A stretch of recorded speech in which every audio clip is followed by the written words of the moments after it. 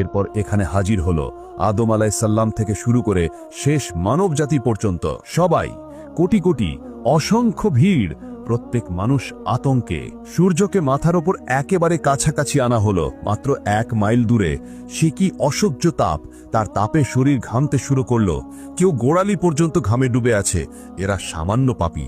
কেউ হাঁটু পর্যন্ত ডুবে আছে, এরা মাঝারি পাপী। কেউ কোমর পর্যন্ত, এরা অনেক পাপী। আবার কেউ গলা পর্যন্ত ঘামে ডুবে যাচ্ছে, এরা মারাত্মক পাপী। এরা সেই সব মানুষ যাদের পাপের পরিমাণ অনুযায়ী তাদের অবস্থা নির্ধারিত হয়েছে। কেউ শ্বাস নিতে পারছে না, কেউ ভয়ে পাগলের মতো কাঁপছে, কেউ আবার আকাশের দিকে তাকিয়ে বলছে, ইয়া রাব্বি, আমাদেরকে অপেক্ষা থেকে মুক্তি দিন। এই অপেক্ষা হবে 50,000 বছরের দৈর্ঘ্যতা। প্রতিটি মুহূর্ত হবে যন্ত্রণার।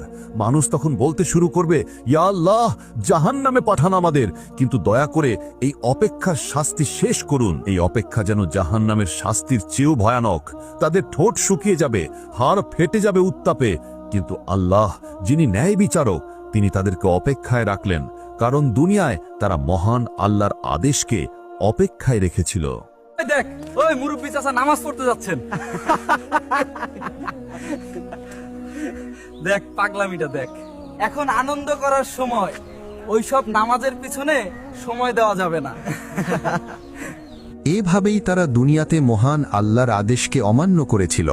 তারপর হঠাৎ ফেরেশতাদের গর্জন শোনা গেল, লাইন ধরো, সবাই এক এক করে যাও, হাসরের ময়দানে আল্লাহর সামনে দাঁড়াও। মানুষ দলে দলে টেনে নেওয়া হচ্ছে। তাদের হৃৎপিণ্ড এত জোরে কাঁপছে যে মনে হয় এখনই ফেটে যাবে।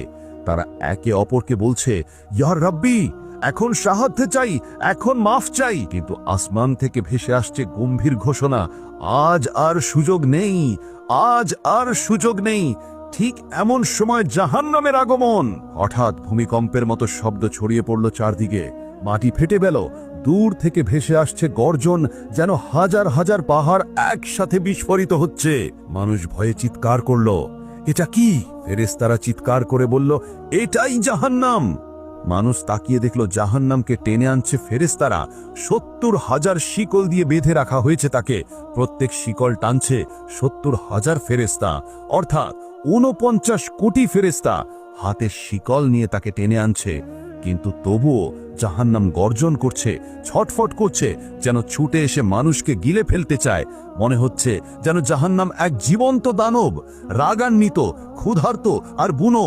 মানুষকে দেখে সে আরো দ্রুত ছুটতে চায়। শিকল কেনে ধরে আছে ফেরেশতারা অত্যন্ত কষ্টে। তার গর্জন শুনে মানুষের হাড় কেঁপে উঠছে। তার আগুন অঙ্কুরিত হয়ে বেরিয়ে আসছে।